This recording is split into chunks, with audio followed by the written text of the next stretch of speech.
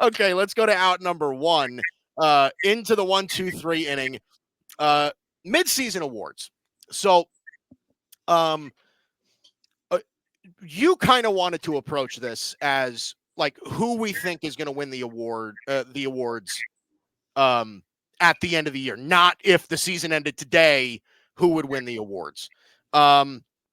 So we kind of talked about MVP, a little bit, and I think really the favorites have almost sort of separated themselves. The National League is a bit of a tighter race, I think, than the American League. I think Aaron Judge is somewhat running away with it in the American League at the moment, given the last 2 months at the level of that he's played.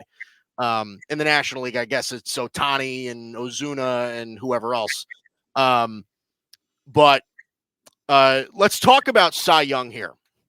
So in the American League, I think the two betting favorites at the moment right now are Corbin Burnes and Tariq Skubal. Who do you like? What are you thinking right now as far as Cy Young awards halfway through the season? So I love Tariq Skubal. I think in the AL, that's probably the guy I'd give the nod to. Now, the concern that I would have is like the Orioles are probably going to do a lot more winning over the next 3 months than the Tigers will. And you definitely have some old bozos out there that are going to worry about which pitcher's got more wins. So yeah, in that sense, like I could see Burnes kind of ending up winning that argument, but for me, it's got to be Skubal. 9-3 with a 2.32, doing that in the American League with what the American League is right now, just really damn impressive. Whip under 112 strikeouts at the midway point. He's been nothing but dominant, and he's doing it on a team that's mediocre at best. I hope that doesn't cost him because he's been really special. So to me, it's Skubal.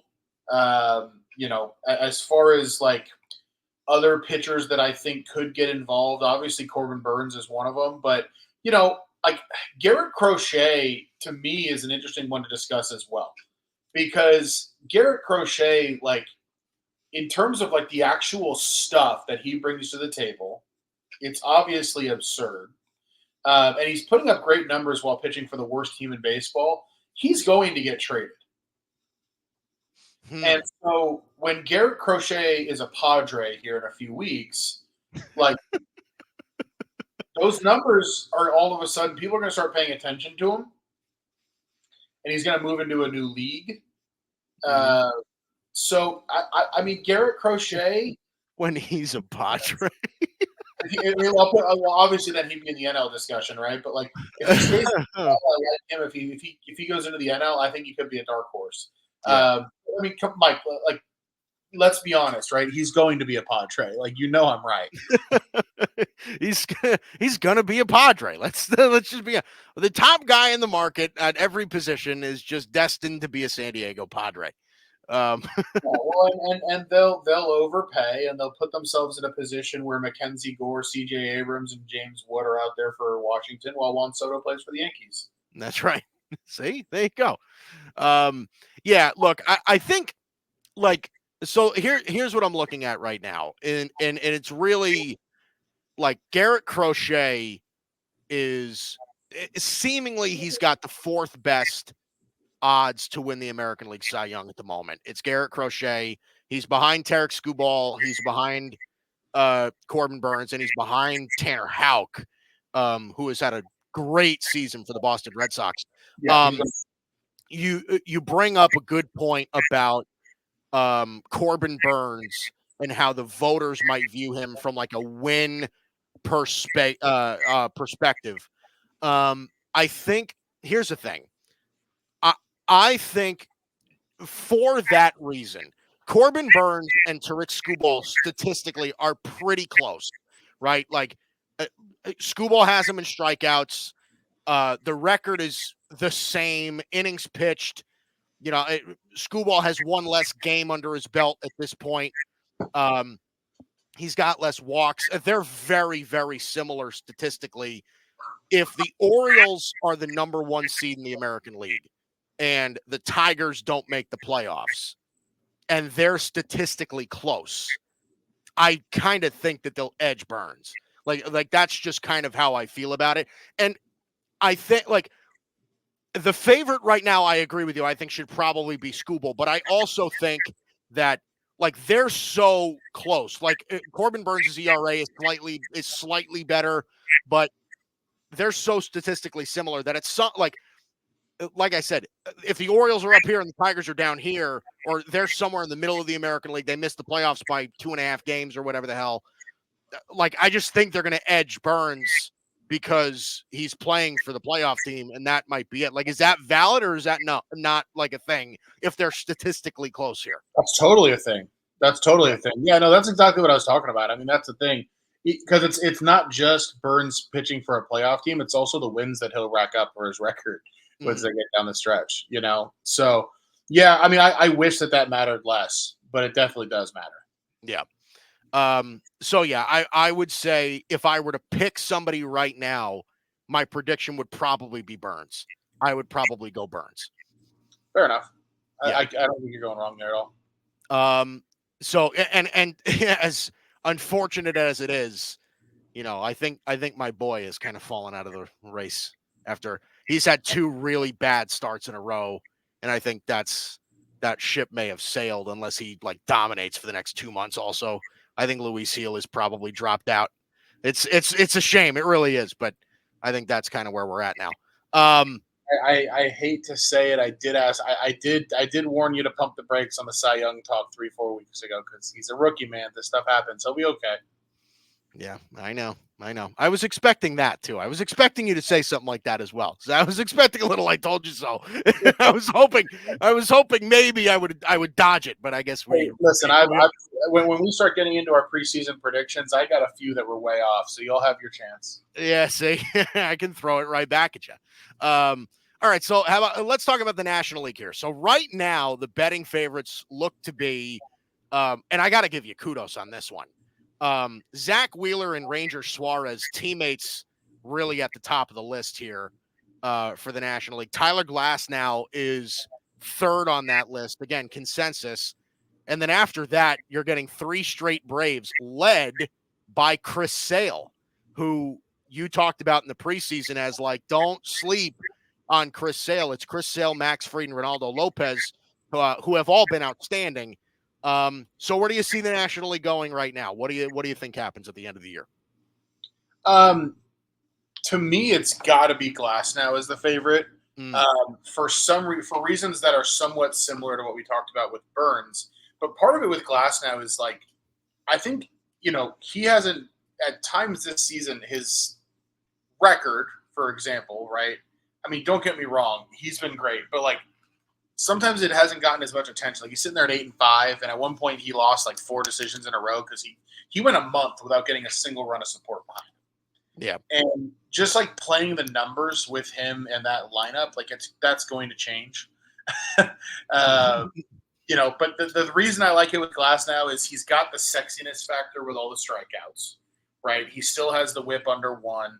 I think the ERA the ERA ballooned a little bit. He's had a couple starts recently that weren't quite as great, but like the stuff with him, you just know is going to consistently play.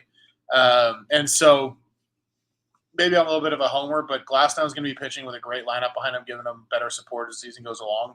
If he stays healthy, I think he should be the favorite. Ranger Suarez has been the best pitcher in the National League so far, and I give him a ton of credit for it, but we started to see some regression hit him, kind of like some of these Yankees arms in his last start. He didn't pitch well last night, really. Yeah, and like I just don't think Ranger Suarez is like – I think he's a good pitcher, but like he's not a Cy Young guy over a full season. Right. He's just – I agree. Right. Wheeler belongs in the conversation. Sale, the question's health, but I was damn right about Sale. You were, yeah. And then obviously Max Fried's a dude. So, yeah. Yeah. I think here's the thing. I do think that when you're looking at Glasnow as it compares to somebody like Wheeler, I think that that's something that can genuinely be considered. Like, and here's the thing. Like at this point, we're halfway through the year. There's so much baseball left to be played. But Zach Wheeler, I think, has been considered by most to be, I don't know, one of the 3 or 4 maybe best pitchers in baseball for the last couple of years now.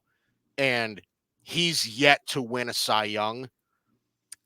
Like, just general intuition for me almost feels like, okay, Ranger Suarez is kind of coming back down to earth.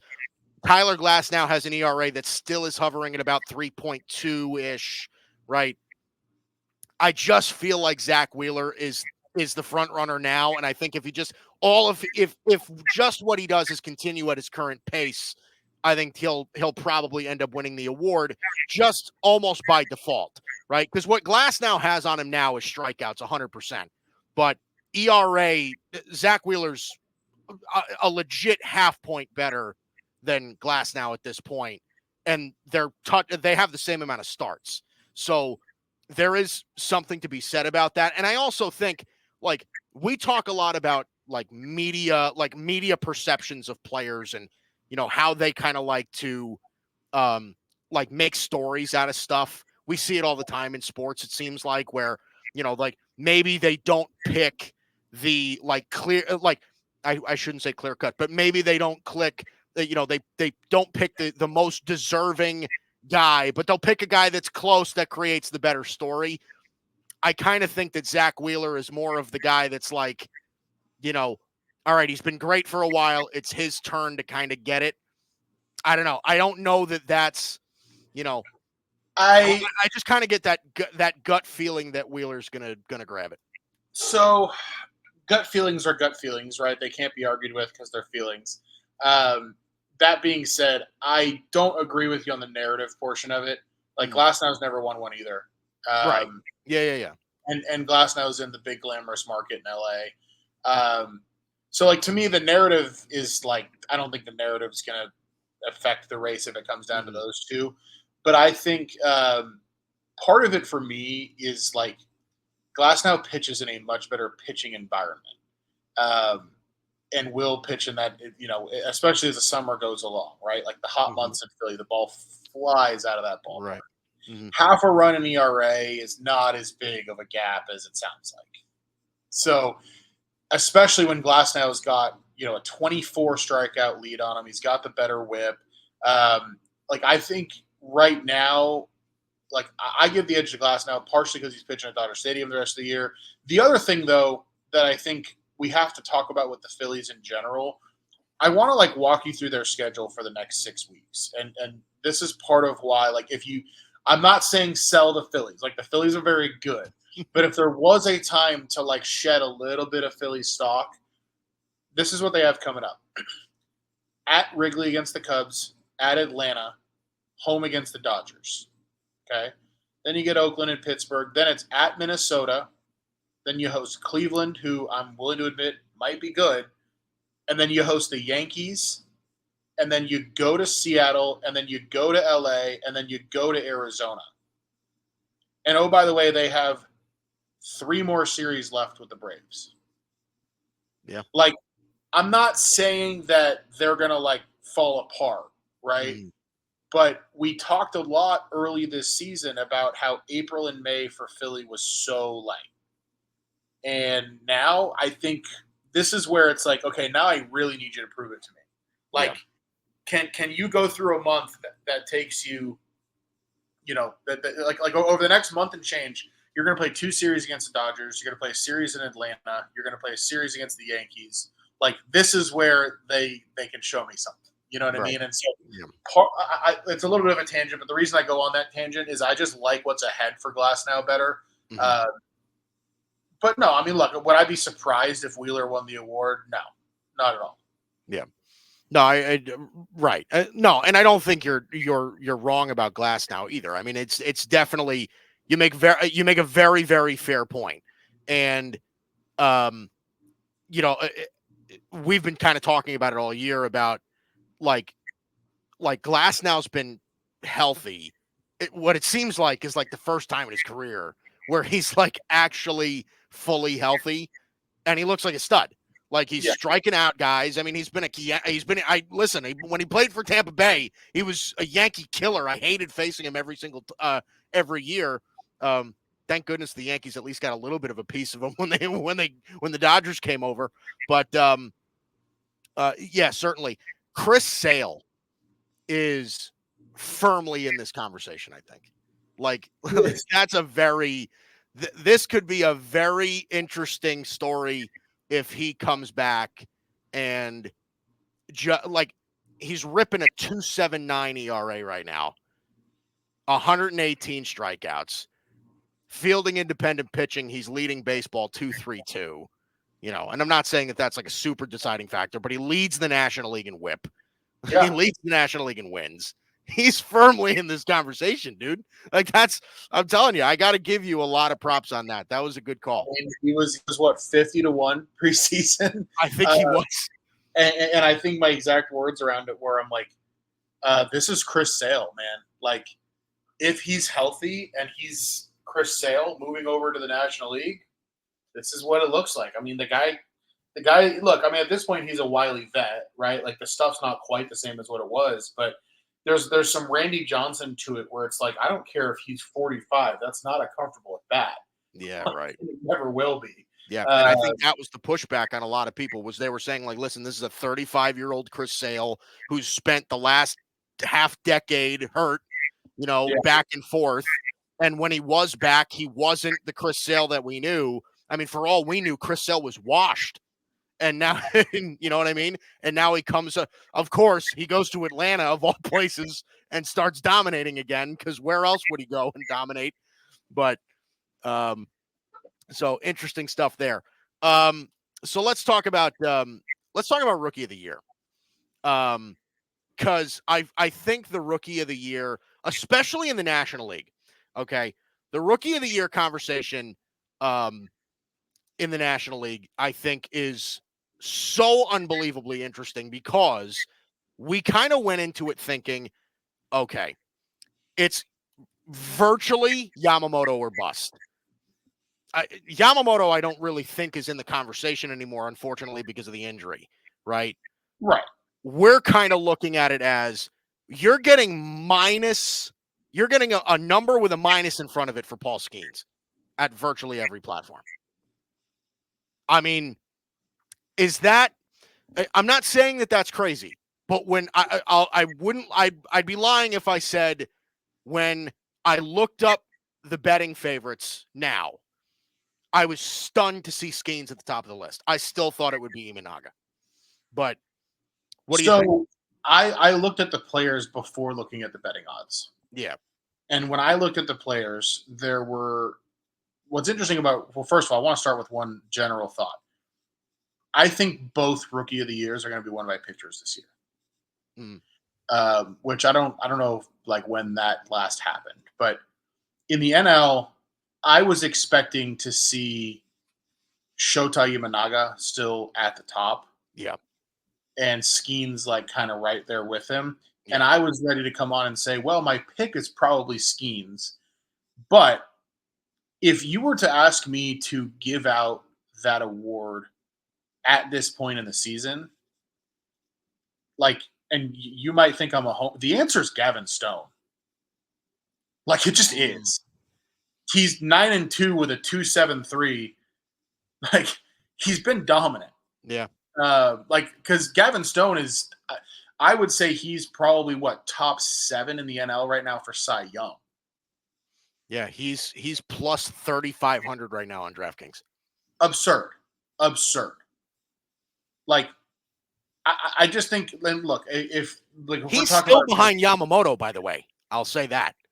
Well, I'm looking behind Yamamoto. So I think what you're looking at might be a little bit dated because I'm looking at DraftKings like right now, and Stone's 22-1, and I'm showing Yamamoto 75-1. So I think they've kind of smartened up to that a little bit. But Skeens minus 270. Jackson Merrill is the only position player that I think really belongs in the conversation. I'll give him that. He's been awesome for them, and he's a guy that like you just watch him and you watch like his bat path, and like you just see it. Like he just looks like a ball player. He's going to be around a long time. I agree. But I think Skeens wins the award because I think Skeens is already one of the best pitchers in baseball. And I think like that's going to continue. He's the big story. He's got the sexy stuff. but I gotta give Gavin Stone some love, man. I mean, like I've seen people putting out what they think their NL All-Star roster should be and not including him on the list, and it's like, guys, I get that like last year in his limited action he didn't look very good, but like he was a top pitching prospect for the Dodgers. How often do top Dodgers pitching prospects not pan out? It's Yeah, pretty right. fucking rare. Like we should not be surprised that Gavin Stone is this good. Yeah. Because it's kind of what was expected of him if we can look past the fact that his debut didn't go all that well. Clayton Kershaw's didn't either. But you know, so anyway, I decided to make the NL Rookie of the Year conversation my like. Let me get up on my platform and remind everybody of what Gavin Stone's doing, because it's a little disrespectful for me to see Stone at 22-1 when like he's top 6 or 7 in almost every pitching category in the National League. Yeah. Yeah, no, you bringing that up actually is fairly interesting, because you're right in that fact. I was looking at this list and I wasn't even considering him.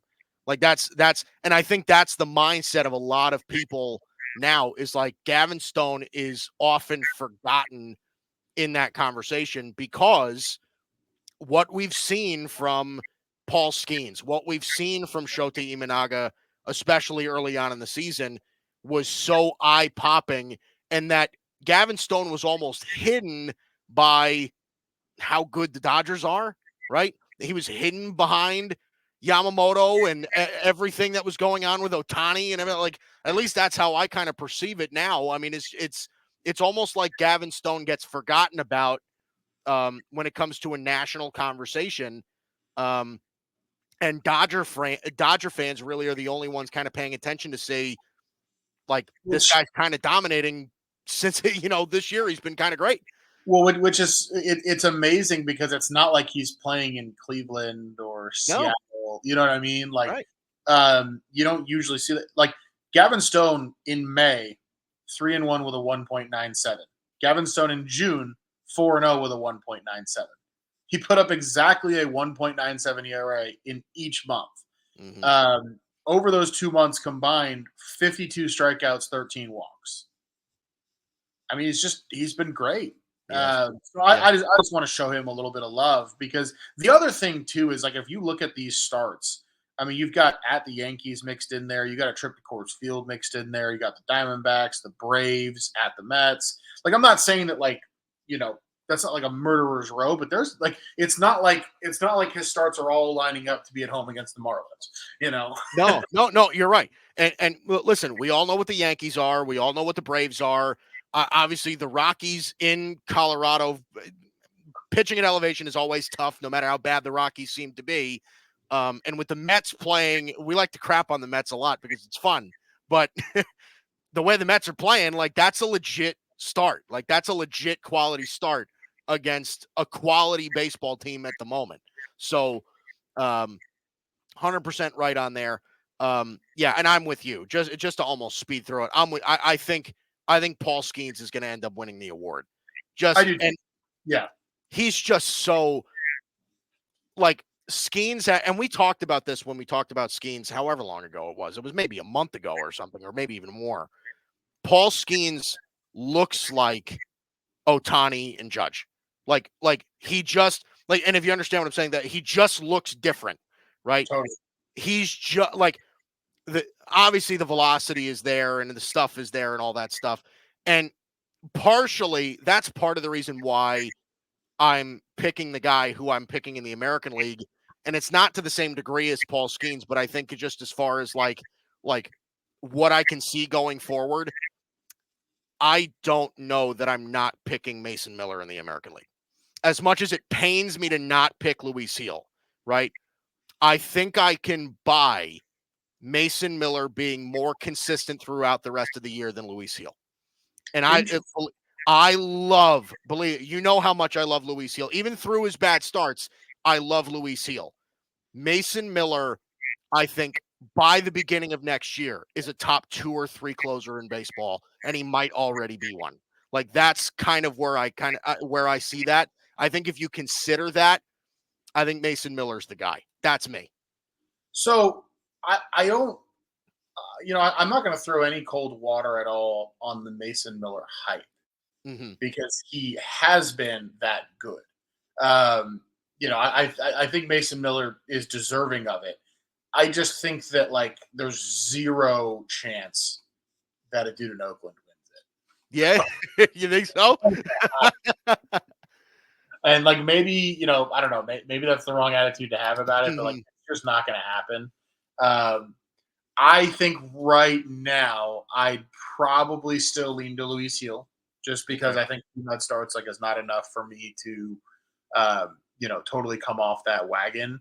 Um, I'm still pretty high on Wyatt Langford. He was the guy I picked preseason to win the award. Um, I just love his game, man. Like Yeah, I think he's a stud, and I think we're gonna see him like kind of get better as the years gone on, which is kind of he what he's hit for already the done. cycle last night. I mean, Yeah, I mean he's just an electric player. So I think Wyatt Langford, especially if the Rangers continue to improve, he's an interesting one. Colton Cowser, certainly an interesting entry into that discussion as well. Um, Simeon Woods Richardson in Minnesota has like quietly been awesome. He's kind of been like the yeah, Gavin Stone of the AL a little bit, right. where he hasn't been getting the love, but he's been pitching for it. But um, Will Abreu has been very good. But yeah, I mean, for me, it's Heel or Langford. Those are probably my two picks right now, and I'll Mhm. go with Heel. Yeah.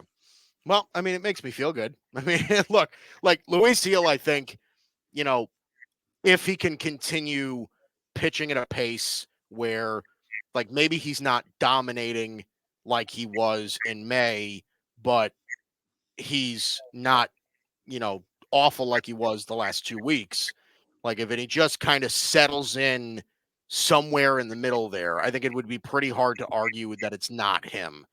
I just like from my perspective, and listen, you bring up a very good point about like some dude in Oakland just not just not winning the award. I get that. I truly do. Like that actually resonates. It does. Um, but like I said, when I watch I would Mason love to Miller, see it. I just can't see it happening. yeah, no, I completely get it. When I watch Mason Miller pitch, it looks different. Like that's the thing. Like it just like 104. Like as much as we like to glorify guys that throw over 100, right? 104 consistently doesn't happen that much. It just doesn't, right? You get 99 and 100 all the time now. 104 with a 92-mile-an-hour slider is different. Like that's just different, dude. So, um, which is why, and listen, I say this about Mason Miller all the time. I don't know why he just doesn't pump 104 all the time. Why does he even have a breaking pitch? I'm serious. Like, am I totally wrong for saying that? Like, I can understand the naivete of me saying something of like, why does a guy even have breaking stuff? But there's got to be some sort of velocity threshold that once you get over it and you can hit it consistently, you don't even need a secondary pitch. Is that stupid? Um, yes, but almost no. I mean, look, like from like a fun perspective, I would love to watch that. Right, just watch Yeah. them pump one over every single pitch. Major league hitters will catch up eventually. Like they just will. But I like the thought. I think it's a Yeah. fun thought. Yeah.